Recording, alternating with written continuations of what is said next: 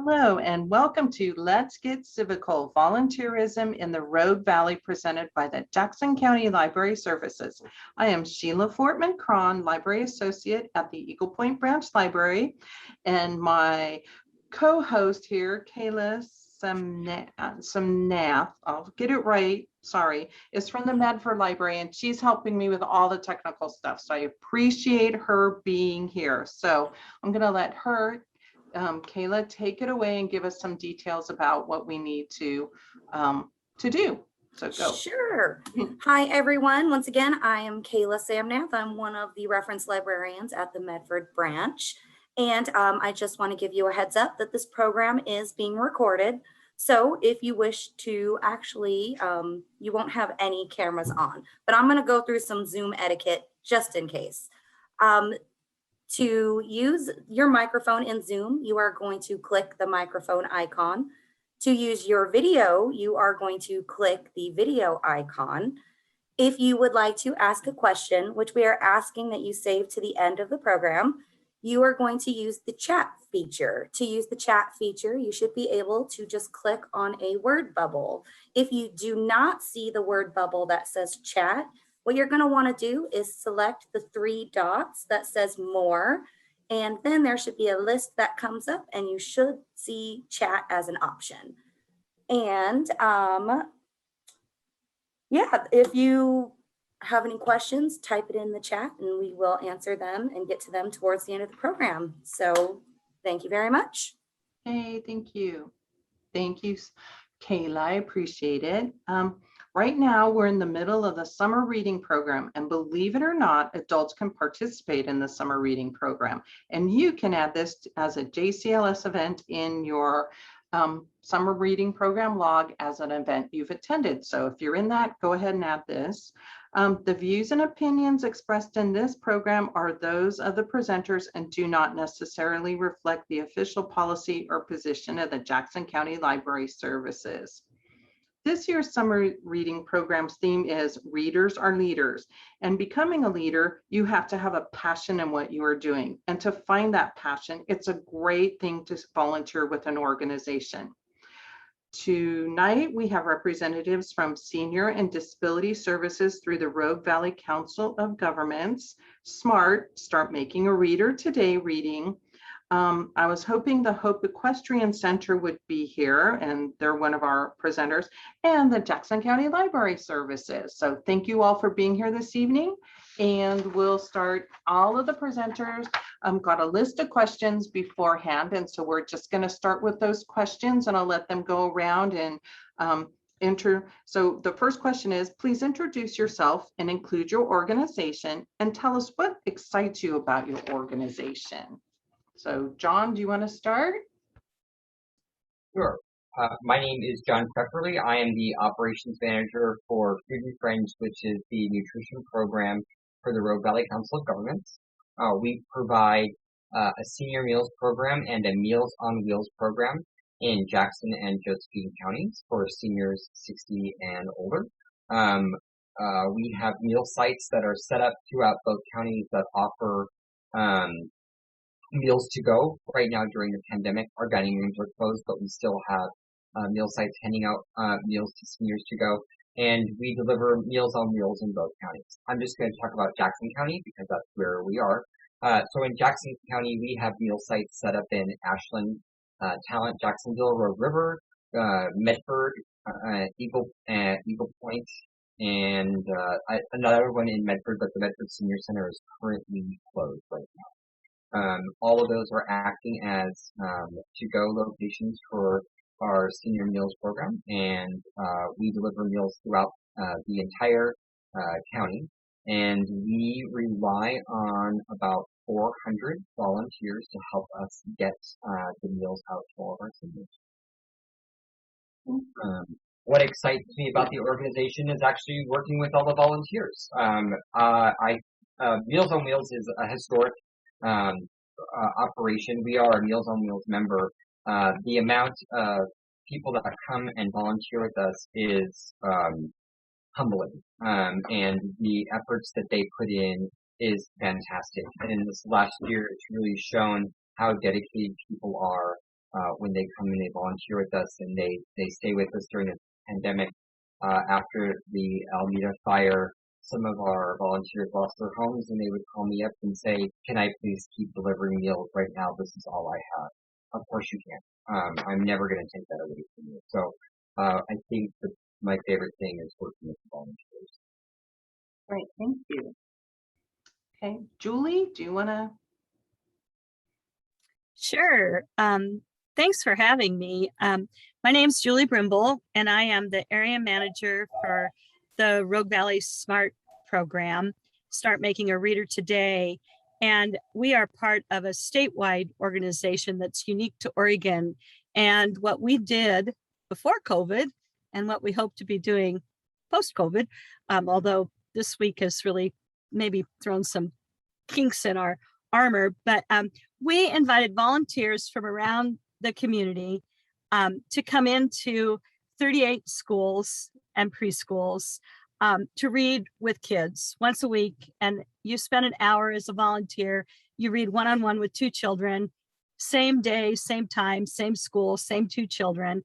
And then we also provide books to those children to take home. So we typically serve pre-K through 3rd grade children, low-income elementary schools.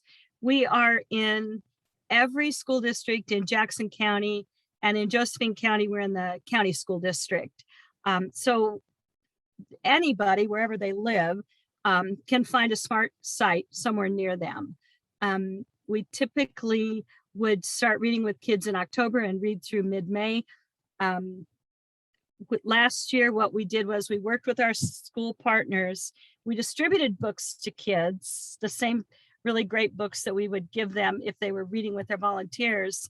And then we created some virtual SMART opportunities. So we had 2 volunteers reading on Zoom with 1 child. We had some classroom read alouds where if you were the volunteer, you would be invited into the classroom by the teacher and you would read a book to the kids. We also, on our Smart Reading website, have pre-recorded videos from many of our volunteers reading some all-time favorites. And we give that QR code to reach those videos and a password to our the kids that are participating throughout the Rogue Valley and throughout the state. They're password protected because of publishers' copyright rules, but they've been pretty generous with us. So right now, what we're planning is we're hopeful that at least by January, we will be able to be back in person reading with kids at some of our smaller sites. I'll use Butte Falls as a perfect example. Phil Long, the superintendent at the charter school, is going to have his teaching assistants who are already in the school and already, with the kids. They're going to be our SMART volunteers to start with. So, and we're going to do the same thing at, we have 6 preschools that we work with, private preschools. I'm not sure about Head Start yet, but we're going to do everything we can to give people the best opportunity to read with kids. And from my perspective, I've actually been the area manager for Smart Reading for 20 years. So it's been a long time. And there's been a lot of changes that have happened, but really what keeps me coming back is kids, books, and community.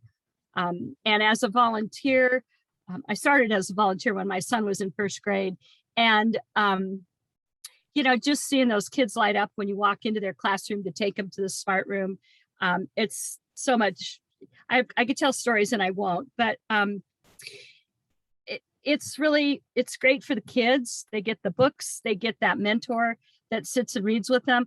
But from a volunteer's perspective, you get to meet other community members that you wouldn't necessarily know. And you get to also see what's going on in our wonderful public school system. So I think it's a win-win. And I think that all of us as volunteers, an hour a week is pretty doable, even for people that are working. And many of the businesses around the Valley will release people to go and read for SMART. So keep your fingers crossed for all of us, right? Yeah. Thanks. Thank you, Julie. I appreciate it. Marlena. Hello, everyone. My name is Marlena Fajardo. I work in human resources at Jackson County Library Services, and I'm the new volunteer coordinator there.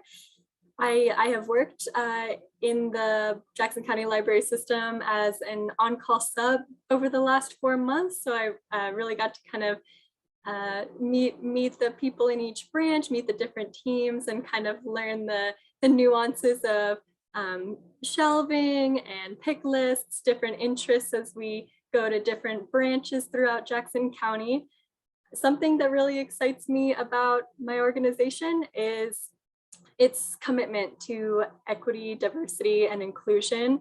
I'm just so excited about the impact that we have in the community, the opportunity that we get every day to inspire people to learn something new, be the best version of themselves, pursue their interests, learn something more about a topic that they thought was cool. I'm just excited that we've been able to welcome patrons back to browse our shelves again. Recently, that's just been so uplifting to see folks, walking through and finding their new favorite read, perhaps. I'm excited now for the opportunity soon, crossing my fingers, like Julie said, to bring on some new wonderful volunteers.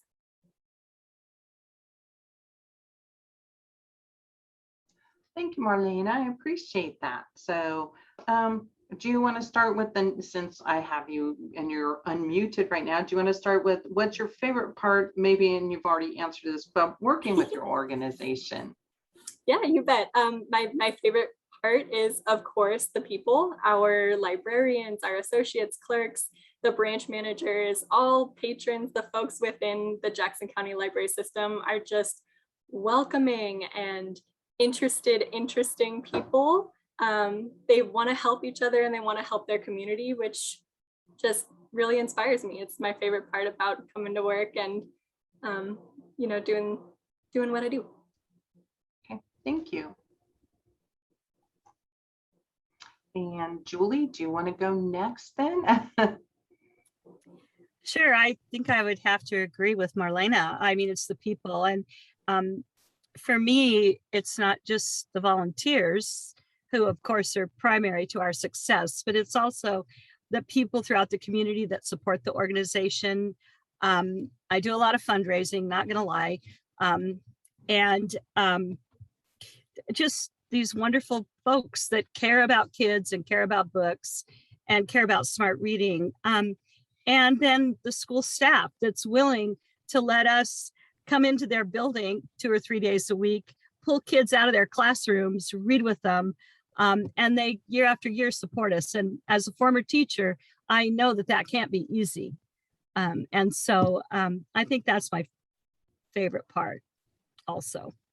Oh, thank you. John. I'm right on board with all of you. It is the people. The people I work with are fantastic. Our volunteers are amazing. The people that we serve really help me a lot, put things in perspective. We get fantastic community support.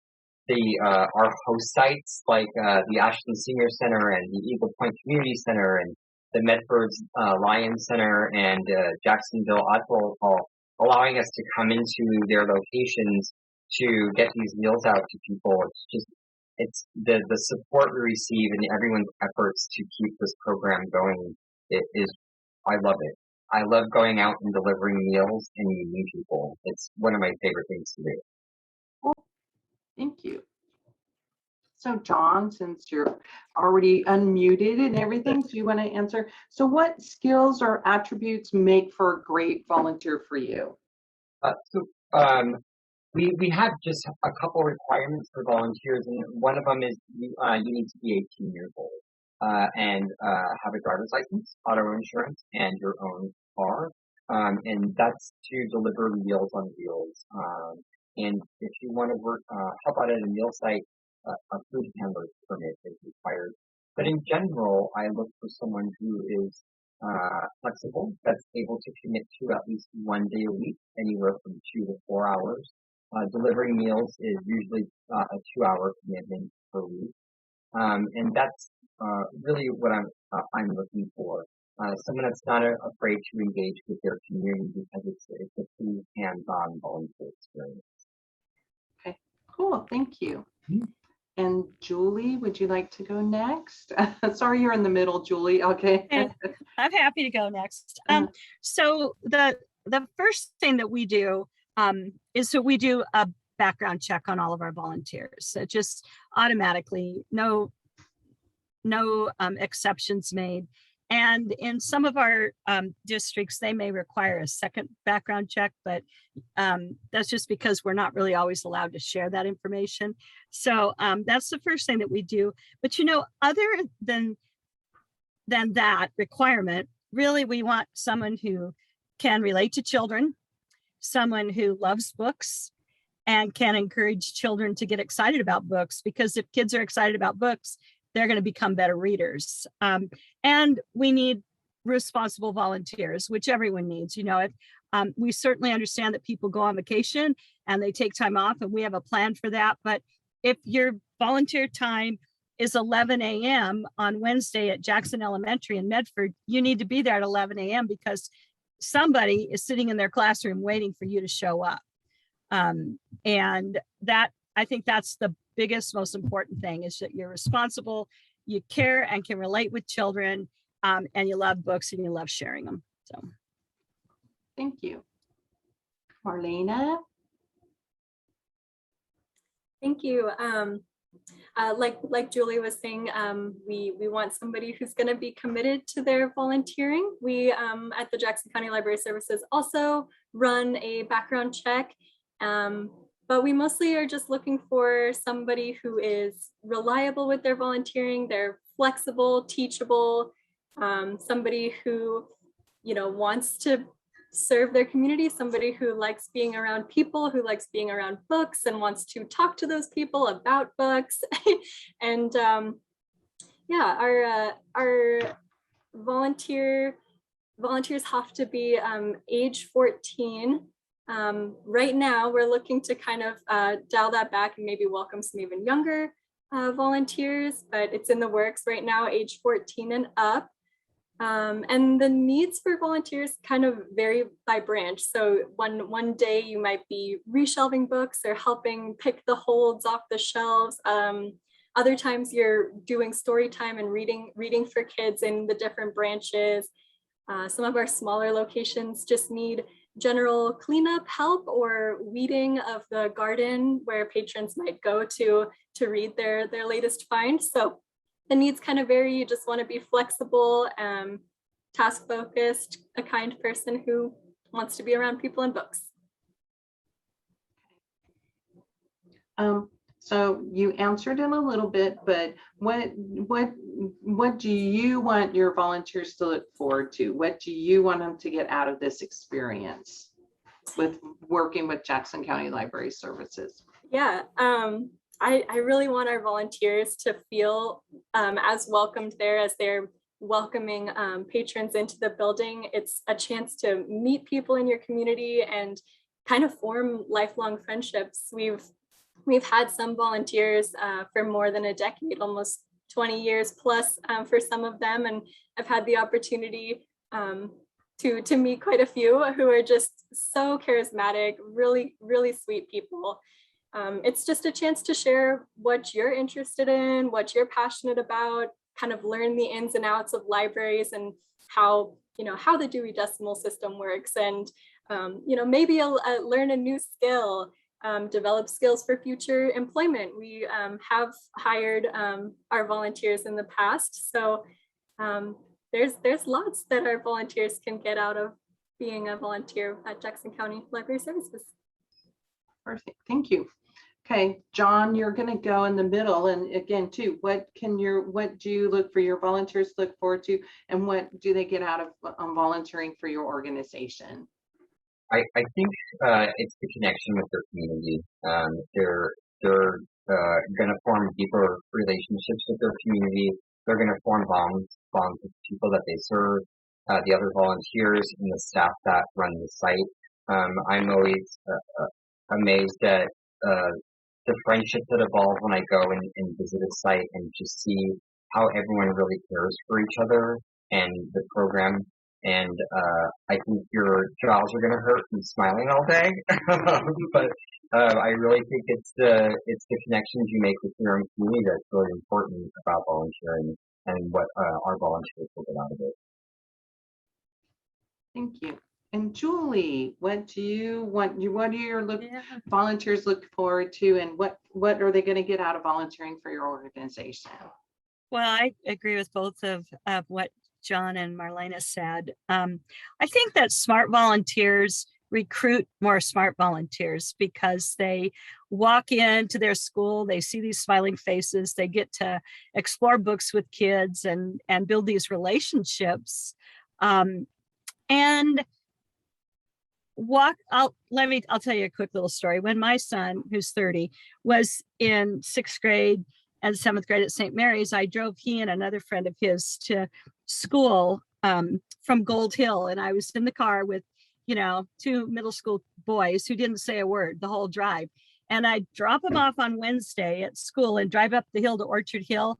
And I would get out of my car with a big smile on my face because I was going to walk in there and read with 2 little kids who liked me, who wanted to spend time with me and read books. And, I got to go into the room and greet the other volunteers. And there just was a great sense of community and caring. And I think that for anybody, no matter where they're volunteering, I think they want to feel appreciated and they want to feel like they're making a difference, which anybody at Food and Friends or the library or SMART is definitely doing.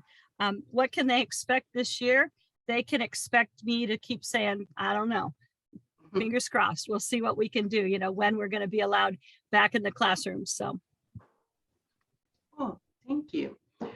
So, gone through all my questions. Is there anything else that you want to share with us or any other information or anything? I'd like to know too, how, if somebody does want to volunteer and cross our fingers and when everything goes, how can they volunteer for your organization? So we'll go Julie again. It's pretty easy. You'll go to smartreading.org and follow the volunteer links. And you'll fill out, there's a volunteer application that you fill out, but before you even start the actual application, there's a 20-minute video, kind of a little bit of a training video to give people a little taste of what a smart volunteer does. And we've learned over the years that that's kind of a good thing because somebody may say, oh, smart, I want to be a smart volunteer, but they don't understand maybe what we're expecting or the time commitment. And so they'll turn their application in and we'll get it processed and we'll assign them to a school and we'll keep our fingers crossed. But eventually we will be back. And if they're interested in the virtual, the video reading, we can certainly hook people up with that also. Okay, so I have a personal question because I am a SMART volunteer, and so and I love SMART, and I've done it. We lived in Eugene, and I did it there, and it is exciting to have somebody come in there. My reader is here. My reader is here. They're super excited. So how about if somebody has taken this year off and not been in contact? How would they get back into the SMART program? They'll hear from us. Okay. Once we know, don't worry, there'll be e-blasts and we just are talking about that right now. And we'll let people know what our plans are. And you're never going to get that far away from us. We have a great database and we have people assigned, at the school that they were at before, and those coordinators would be reaching out. And if there isn't a coordinator, someone from our office would reach out and we will definitely get people hooked up. And we have had a lot of people that took time off because they were afraid of COVID, just like we all should be. And our volunteer base is not young, as you can imagine. Right.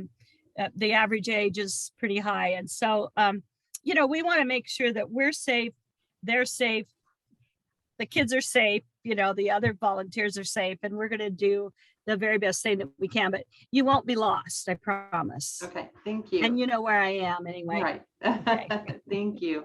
Yeah. So John, the same question for you. I saw you put in the chat how to get a hold of you and stuff like that. But if you've had volunteers in the past, how are you reaching out to them saying, come back, please, you know?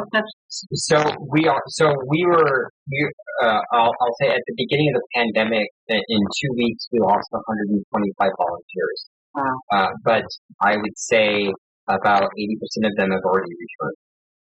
So people did, at the beginning, people back up to protect themselves, which I'm gonna, everyone needs to do what they need to do to keep themselves safe. Everyone's always welcome back. So all they really need to do is reach out to me, and I can usually get them set back up to help.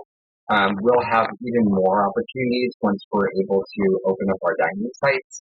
Right now, we don't know when that's going to be, but there still is some site help available, and we are always looking for people to help with those. Thank you. And then Marlena. Hi, yes, we're kind of at a standstill at the library right now too. Currently emailing and calling our existing volunteers to welcome them back, but understandably it's been met with some hesitation, and we're of course still being very mindful about everybody's health and safety in the branches. So new volunteers will want to check out jcls.org. We're updating the site with the new, how to become a volunteer with us coming early September. That's what we're shooting for there. I'll go ahead and leave more information in the chat as well. But yeah, there'll be a link to submit an application online that gets sent over to me, and I can get the background check underway, call you about which branch you might want to be involved in, and whether you want to read to kids, or you want to pick books off the shelf, or you just want to sweep off the garden. There are tasks at every branch, and we can find something for you. So that's to be I guess in the future we'll have that updated on the site. To be continued. Yeah. So Kayla, do we have any questions in the chat that people can ask, or just comments, or? Let's see. So we will definitely open up to attendees. I see we still have Dagan and Penelope. If you guys have any questions, feel free to type them in the chat. Okay. Oh, actually, we do have a question right here. Okay. All right. This is from Penelope. I am 11 years old and I want to get involved with volunteer work. So I was wondering if there is any volunteer options for someone that age. Also, how old do you have to be to volunteer for SMART? Thank you. I can answer the SMART question. I'm not sure, Penelope, where you go to school, but at quite a few of our schools, we have 5th and 6th grade and middle school kids reading as SMART volunteers to kindergarten and 1st grade kids. Central Point School District started that, and at Hanby and Scenic, they actually bus the kids to the elementary schools to read with the kindergartners, and it's been really successful. We also have homeschool children who come in with their parents. We do require that a parent come with them, and they read. So we get 2 volunteers out of that opportunity. But we like to have at least 5th or 6th grade students, just because they are reading with their almost peers, younger peers, especially if you were a 4th grader reading to a 3rd grader. So, and we don't require a background check, of course, on minors, but we do ask for written recommendations from people. So that's a good start in how to do things. And I want to, Cassie Rose came, and she's with the Senior and Disability Services Disaster Registry, correct? And so if you want to invite Cassie in, and she can help or she can talk about her program.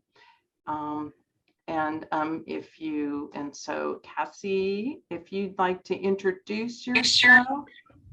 Hi, yes, I'm so sorry I'm late, but thank you for having us here. So I'm with Senior and Disability Services. So we provide services to older adults and people with disabilities. And then within all of those services, we have a few volunteer opportunities. So specifically with the disaster registry, it's a registry of vulnerable people that would need extra help or notifications during a disaster event. And our volunteers in that program make phone calls to the vulnerable homebound people that are listed on the registry. So 4 times a year, we keep that information updated.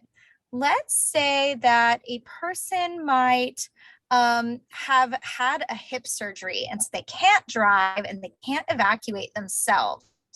Our registry would list them, and then during an event, we would give them a call and we would make a direct contact with emergency management to get them out of their house. But their condition changes. So right after hip surgery, they're going to need a lot of help. But a year after hip surgery, they might be fully recovered and no longer need to be on the registry anymore. So we utilize an amazing team of volunteers to keep the registry up to date and current based on the vulnerable population's needs. So it's a volunteer job that can be done from home, but it is recurring. So you have regular access and you contact the people in your team on your call list 4 times a year. And then at Senior and Disability Services, we have a few other opportunities, some specifically for older adults to volunteers, and then some opportunities for people of all ages. So I'll kind of start with that, but would be happy to talk in more detail. Okay. What excites you about your organization? What gets you up in the morning to go to work? At Senior and Disability Services, it's all about people and service. So service over self, I would say. The employees that we have and the volunteers that we work with really believe in the cause. And the reality is that sometimes seniors or older adults are a forgotten population. There's so much focus on improving the lives of children in our area to make future generations healthy and strong. And that work is very important. But to have a heart to serve seniors, it's just a different calling. And they're often underserved. So I would say that the shared passion for serving that particular demographic, and then just the joy that you get out of the intergenerational piece where older adults can interact with younger adults and vice versa, children get involved, those are the pieces that bring highlights to my day. Oh, thank you. And what skills and attributes are you looking for to make a great volunteer? The number one thing is just the ability to care, having that desire to help people. Number 2, I would say, is communication is really important in our line of service. So whether that's communicating with staff, emails, texts, phone, any kind of communication really, but it's really about staying in contact. In our line, you sort of want to have a third eye, if you will. You sometimes will encounter folks that don't quite know what they need, that somebody might be on the disaster registry because they think they need help for a physical disability, but the reality is that there's other things, like they need regular food or they need social interaction or contact. So we're looking for folks that are willing to engage in conversations, get to know people, ask probing questions. So having the caring, being willing to communicate, and then having flexibility and having a voice are really important. Cool, thank you. And then what can your volunteers look forward to doing? What is their job description or? Sure, in the disaster registry, it's a telephone-based program. So you're going to be able to touch bases with these people 4 times a year. Some of our volunteers have been doing the work for like 9 or 10 years, and they know their volunteers. They become lifelong friends, really, even though they just chat with them 4 times. There's a little bit of paperwork and some administrative pieces. Some folks are really good at that and they excel at that, and that's their favorite part of their job. And other folks really just like the talking and the engagement. So you can sort of morph it to be to fit where your strengths and assets are. What was the second part of your question? Did I answer that? What will they get out of working? What do you see? And you've answered it basically, the friendships, lifelong connections and stuff like that. So that's great. So, and can they do this from home? You said it's a disaster registry, so they can actually do it from their own homes, or do you have them come into a site, or, you know? Yep, that's a great question. Our services are one of the ones that didn't change with COVID. So this is a from home kind of role. And we have, our offices aren't currently open to the public, but it's one of those ones that folks really like doing it from the comfort of their home. Some folks do it from their lazy boy. Other folks, you know, sit at their computer and work on it.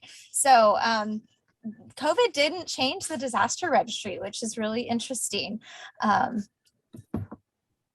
Yeah, no, that's great. And then again, too, I know we've been talking how, if people want to volunteer with your with you, how do they get, what are the requirements? You know, other people, they have to do background checks, or you have to be 18, or, you know, just different, a food handler's license. So it's kind of like, what are your requirements then? That's a great question. For everything that I described right now, this is sort of a recurring role. So while we don't have any kind of an age threshold or limit per se, it would be a little bit more of a long-term commitment.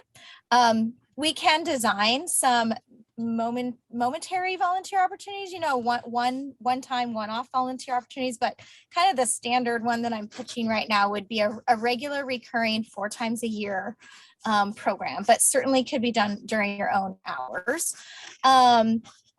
I'm sorry, I apologize. So the second piece of your question? Justin, what are the requirements or something like that? You know, do you have to be 18, or do you have, you know, we have a girl who just asked if she wants to get involved in volunteering, but she's 13. So what could she do anything with your organization? And sometimes older people like to talk to younger people. So, you know, that, you know. Yeah, absolutely. As far as what we require, outside of the age piece, there is a background check. We do have a privacy training and some strict confidentiality requirements. Okay. Regarding somebody in that awesome, energetic middle school or high school age range, the core of this program isn't a good fit, okay, but that there's lots of amazing opportunities.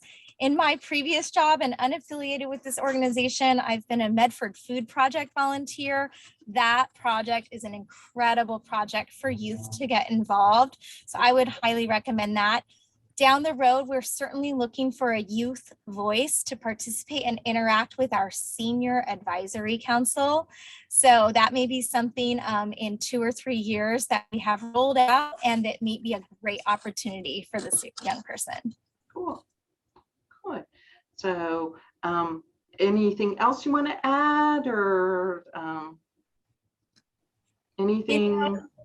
I that volunteerism is the core of community. And myself, I've been a Medford Food Project volunteer, the United Way. You can be a volunteer at things like the Rogue Valley Timbers, where you help out with a soccer team.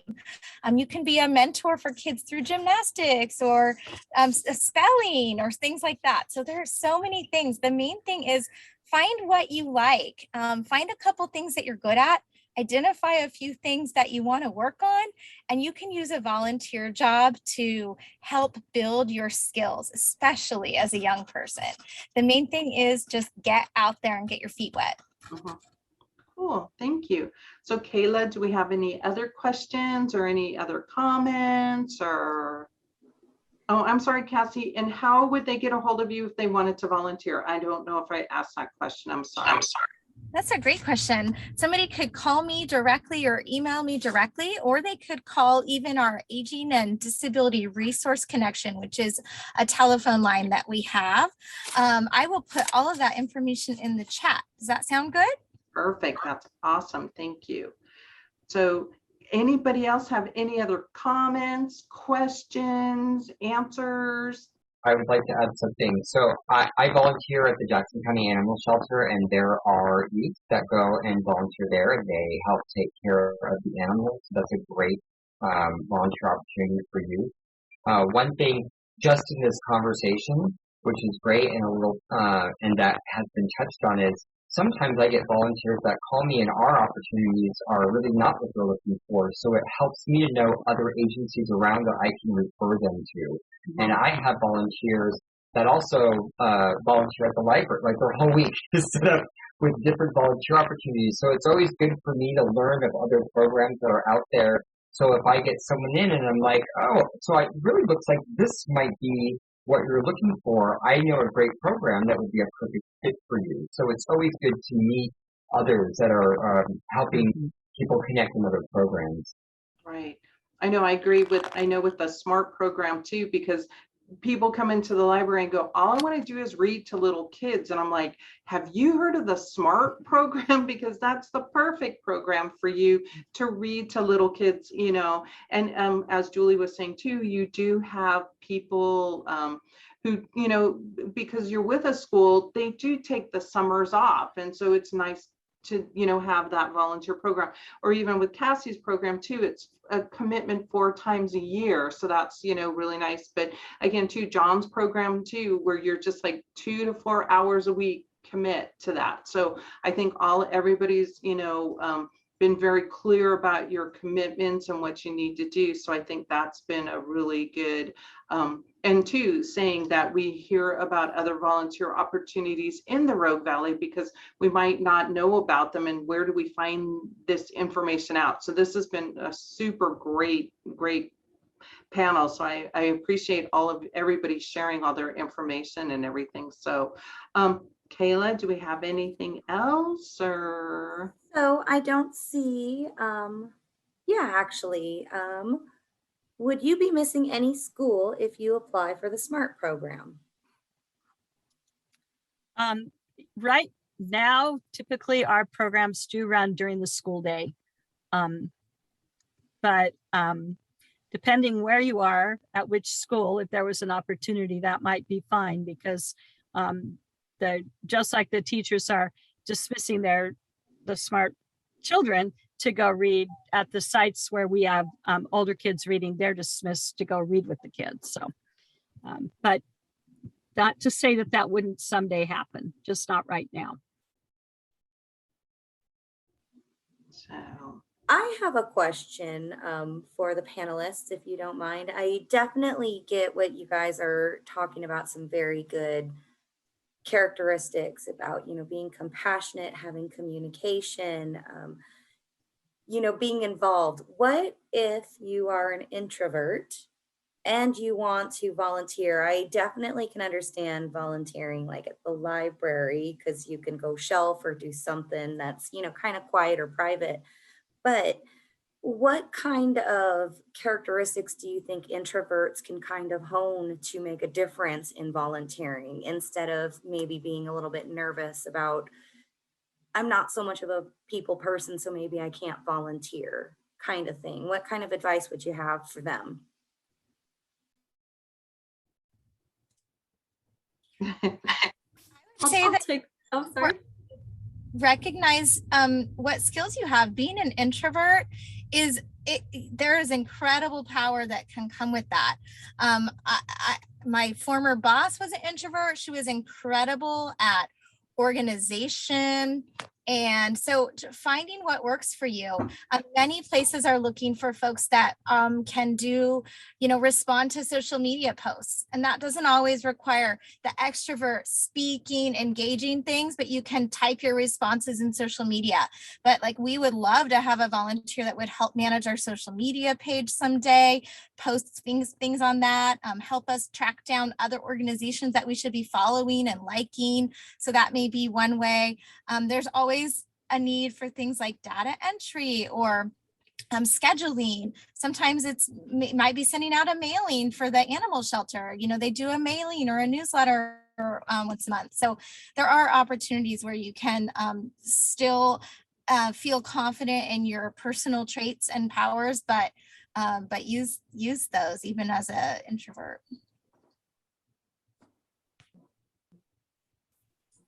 Thank you.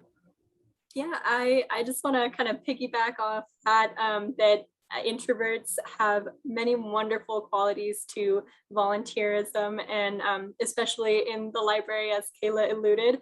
I find introverts have a strong attention to detail. They're very task focused, really intuitive and mindful about other people's emotions, their feelings, very empathetic individuals. And the library is a great place to maybe come out of your shell a little bit as you are with a lot of other introverts there, and it's a welcoming space, even without being super extroverted. Sorry, also too, I just want to say, I think it's amazing we have some young attendees here that want to get so involved.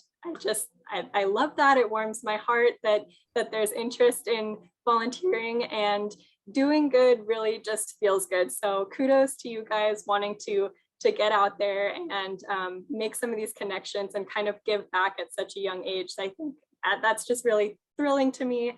Like our other panelists said, if we can't take you on at your young age at this point, like don't give up, reach out again, or we'll refer you to another group that will have a spot for your skill set. I'm thinking too of the Bear Creek Stewards, if you want to do like trail cleanup in the community, just trash pickup and get outside.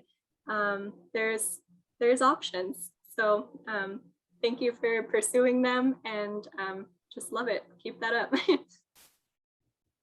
Anybody else have any comments or questions?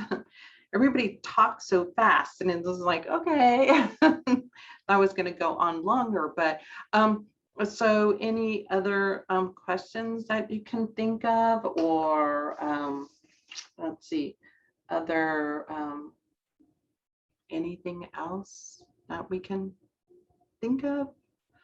I would say that I think that's a really good point, that we can help each other out as volunteer agencies by, and we do it all the time, find people in a different opportunity if SMART doesn't work for them. And I'll use the Storytelling Guild as an example for Penelope. I mean, it's maybe next year there'll actually be a real festival. We all hope, and they need lots of volunteers, and they love young people to come up and volunteer, and it's in the summer, and it's great times. And I think especially for students who need to do community service, any of our organizations can help them find an opportunity.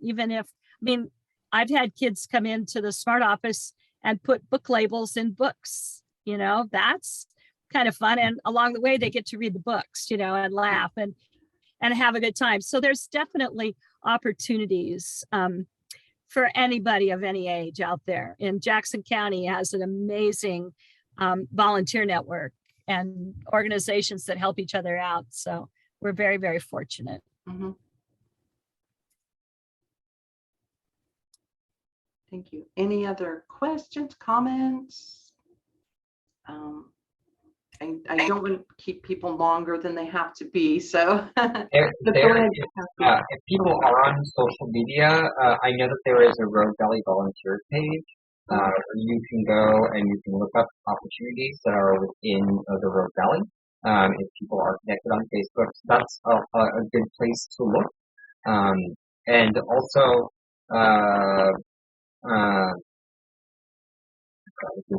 we also have other volunteer opportunities that come up, like when we're able to reopen and we have events again like that. We often do have high school students will come and they'll come and help us set up with events. and we'll have people that will come into the office sometimes and do filing. So there are other volunteer opportunities available within the Rogue Valley Council of Governments and Freedom Friends. So that's always something to look at. But even outside of us, I know one place to go look is the Rogue Valley Volunteers page on Facebook to the resource. Thank you. Appreciate that. Cassie, did you have a comment? You know, just for the younger person, I would encourage you to get engaged with some of your teachers, particularly teachers that maybe are in the leadership arena or teach student government. You can oftentimes get them to adapt a service project into your classwork, which is like, you know, you get the bang for your buck. And so organizations, I think I mentioned the Medford Food Project earlier, they're really good at giving you credit for some of your volunteer work and service that you do. If you're in a Medford school district, they're doing things like the Sparrow Club, and there's lots of opportunities there too. So engage with your favorite teacher and be a squeaky wheel that asks for that kind of thing at your school. Great ideas. Thank you. I kind of want to piggyback off of that from Cassie, because I want to tell you, teachers would love a unique assignment to grade. Essays and papers are, you know, that's the normal stuff. But if you give a teacher a grand idea for some project that is out of the box, that's fun for you, chances are that teacher is going to jump at that chance to make that a curriculum that's going to work for you. So I definitely agree. Get in touch with your teachers, find out what you can do that's a fun assignment for you. Because, you know, sometimes writing papers isn't always the funnest thing to do. So I encourage that highly as well.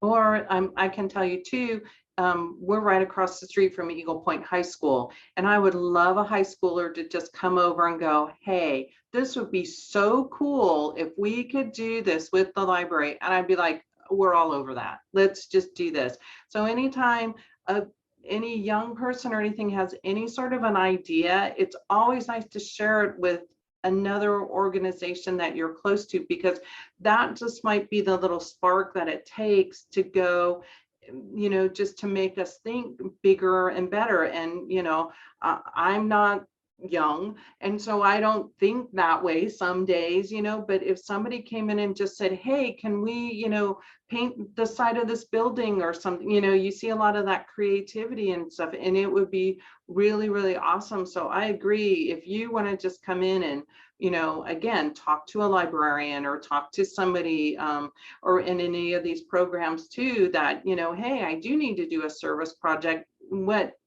How can we coordinate that, or how can we work together with it? So I agree, it's just a great idea. Thank you, you know, to think about that, because again too, I can't be in all the social media and stuff like that that's attracting younger people, but shoot, if somebody came in with the idea, I'd be all over that. Just let's go with it, you know.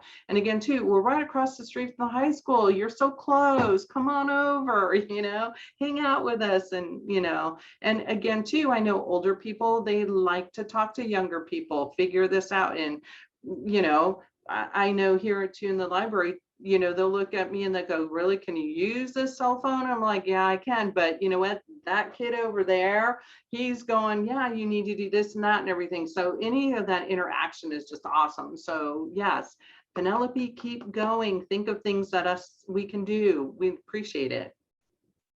So